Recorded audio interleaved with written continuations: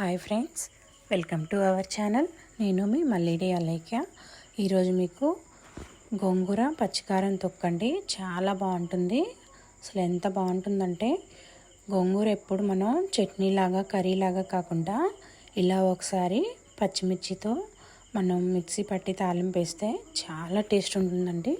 చూడండి, అసలు చూస్తేనే మీకు ఎప్పుడెప్పుడు తినేయాలా అనిపిస్తుంది కదా.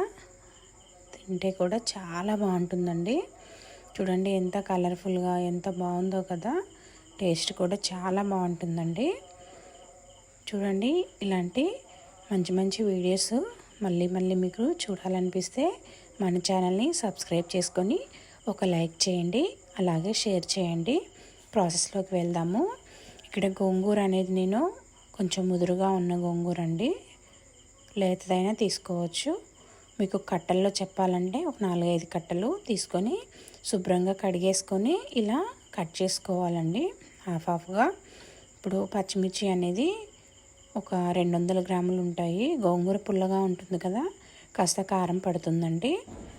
మీకు క్లారిటీగా చెప్పాలంటే మనకి 20 రూపీస్కి 4 కట్టలు అట్లా వస్తాయి చూడండి మార్కెట్లో. వాటికి ఒక 200 గ్రాములు మిర్చి పడతాయి. ఇలా తొడిమలు తీసుకొని శుభ్రంగా నీళ్ళలో కడిగేసుకోవాలి. ఇలా హాఫ్గా కట్ చేసుకుంటే మనకి మిక్సీలో తొందరగా మెదుగుతాయండి. లేకపోతే కాయలు కాయలుగానే ఉంటాయి. గోంగూర మెదగదు, ఇవి మెదగవు. ఇలా హాఫ్గా కట్ చేసుకొని మిక్సీ జార్లో వేసేసుకుందాము.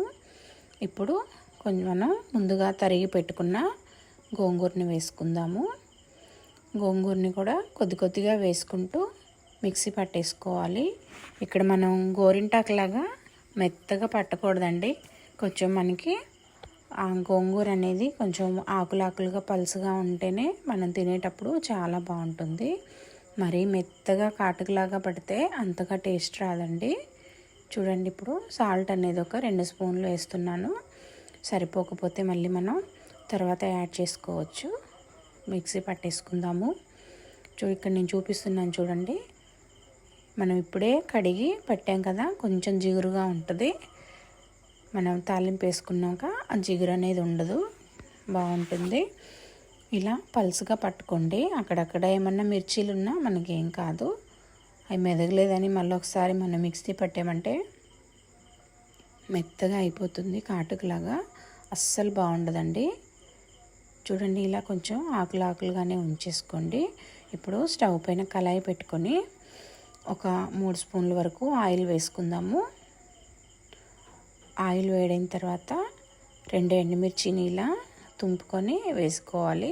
చక్కగా వేగుతాయండి తుంపి వేసుకుంటే. కాయలు వేస్తే లోపల వేగవు. అలాగే ఒక 1/2 టీ స్పూను జీలకర్ర, ఒక 1/2 టీ స్పూను ఆవాలు వేసుకుందాము. ఇక్కడ శనగపప్పు లాంటిది ఏమీ వేయట్లేదండి, పోపు గింజలు. ఎందుకంటే మనకి ఒక 3-4 రోజులు స్టోరేజ్ ఉంటే పాడైపోతుంది. ఇలా చేసామంటే మనకి 1 మంత్ వరకు నిల్వ ఉంటుంది. అలాగే ఒక 10 వెల్లుల్లి రెమ్మలు ఇలా కచ్చాపచ్చాగా చేసి మంచిగా వేయించుకోవాలండి.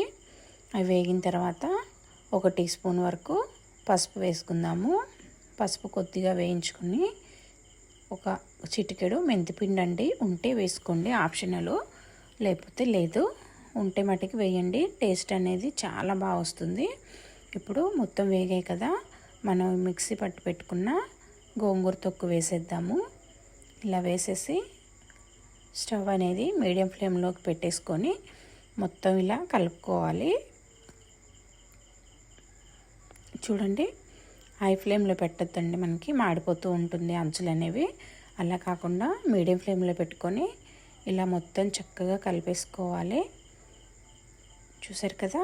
అలాగే మీకు ఏదైనా ఇంకా రెసిపీ, ఏదైనా కొత్త రెసిపీ కావాలన్నా, మీకు ఇంకేదైనా రెసిపీ, తెలియని రెసిపీ కావాలన్నా కామెంట్ చేయండి, మీకు తప్పకుండా షేర్ చేస్తాను. ఇది మనకి గోంగూర అనేది పూర్తిగా మగ్గాలండి. కలర్ చేంజ్ అయ్యే వరకు మనం మీడియం ఫ్లేమ్లో పెట్టుకొని ఇలా కలుపుకుంటూ ఫ్రై చేసుకోవాలి. హై ఫ్లేమ్లో పెడితే మనకి ఒకేసారి అంతగా మగ్గదండి, అంచులు మొత్తం మాడిపోతూ ఉంటాయి. అలా కాకుండా ఇలా మీడియం ఫ్లేమ్లో పెట్టుకొని కలుపుకుంటూ మెల్లిగా ఉడికించుకుంటే టేస్ట్ అనేది మనకి చాలా బాగా వస్తుంది. చూడండి, కలర్ కూడా మనకి మారుతూ ఉంది కదా. మనకి మగ్గడం అనేది ఒక 10 మినిట్స్ వరకు పడుతుందండి. ఎంత మగ్గితే అంత టేస్ట్ వస్తుంది, లేకపోతే పచ్చివాసన వస్తుంది కదా, అంతగా ఏం బాగోదు. ఇది మగ్గే కొద్దీ మనకి చాలా బాగుంటుంది. సాల్ట్ అనేది కొంచెం తక్కువ అనిపించిందండి, అందుకని కొద్దిగా సాల్ట్ నేను వేస్తున్నాను. మీరు కూడా ఒకసారి చెక్ చేసుకోండి. అదేవిధంగా చూడండి, మీరు కూడా ఇదే ప్రాసెస్లో చేయండి. మీకు ఎలా కుదిరిందో కామెంట్ చేయండి. చాలా బాగుంటుందండి. పిల్లలైనా అసలు పెద్దవాళ్ళైనా కూడా ఇలా చేసామంటే చాలా చాలా ఇష్టంగా తింటారు. మనకి మార్కెట్లో గోంగూర ఎక్కువగా ఫ్రెష్గా కనిపించినప్పుడు కాస్త ఎక్కువ గోంగూర తెచ్చుకొని ఇలా చేసి పెట్టామంటే మనకి 1 మంత్ వరకైనా స్టోరేజ్ ఉంటుందండి. ఫ్రిడ్జ్లో పెట్టకపోయినా కూడా. చూడండి, మీకు ఇక్కడ క్లియర్గా చూపిస్తున్నాను. ఆయిల్ అనేది మనకి అంచులకి ఇలా రిలీజ్ అవుతుంది కదా, మగ్గిపోయినట్లే. 1 నిమిషం వరకు మూత పెట్టేసి స్టవ్ ఆఫ్ చేసేద్దాము. అయిపోయింది కదా, ఇప్పుడు సర్వ్ అవుట్ చేసుకుందాము. చూడండి, ఇలా మగ్గిపోయిన తర్వాత కలర్ అనేది మనకి పూర్తిగా మారిపోతుందండి. గ్రీన్ కలర్గా ఉండదు. ఇగో ఇలా ఈ కలర్లో వస్తుంది. చూసారు కదా ఎంత బాగుందోనండి. టేస్ట్ కూడా చాలా బాగుంటుంది. తప్పకుండా ట్రై చేయండి. మీకు ఎలా కుదిరిందో కామెంట్ చేయండి. ఇప్పుడు మనం రైస్లో పెట్టేసుకొని తిందాము. ఇందులో పచ్చి ఆనియన్స్ వేసుకోవచ్చండి. కాకపోతే మనకి స్టోరేజ్ ఉండాలంటే పచ్చి ఆనియన్స్ వేస్తే చట్నీ తొందరగా పాడైపోతుంది. అందుకని మొత్తం మనము అలా తొక్కులో కలుపుకోకుండా అన్నంలో ఇలా మనం రైస్ పెట్టుకున్నప్పుడు అన్నంలో ఇలా పీసులుగా కట్ చేసి కలుపుకొని వేసుకోండి. ఇలా కొద్దిగా నెయ్యి వేసుకొని, వేడి చేసిన నెయ్యి, ఆనియన్స్ ముక్కలు అలా పక్కన పెట్టేసుకొని తింటే ఎంత బాగుంటుందోనండి. అసలు నిజంగా అసలు అమృతం అంటే ఇదేనా అనిపిస్తుంది, అంత బాగుంటుంది. చూసారా, ఇలా కలుపుకొని ముద్దలు ముద్దలుగా తింటుంటే పక్కన వాళ్ళకు కూడా తినాలనిపిస్తుంది, అంత బాగుంటుంది. చూడండి ఎంత కలర్ఫుల్గా ఉందో. మీరు కూడా ఒకసారి ట్రై చేయండి. అదేవిధంగా మన ఛానల్ని మట్టుకి సబ్స్క్రైబ్ చేసుకొని లైక్ అండ్ షేర్ కామెంట్ చేయండి తప్పకుండా, ప్లీజ్ అండి. చూసారు కదా, సింపుల్గా ఎంత టేస్టీగా గోంగూరతోటి ఎన్ని రకాలు చేయొచ్చో. మీకు రెసిపీ కావాలంటే కామెంట్ చేయండి. థ్యాంక్ యూ మరి వాచింగ్ వీడియోస్. Bye bye.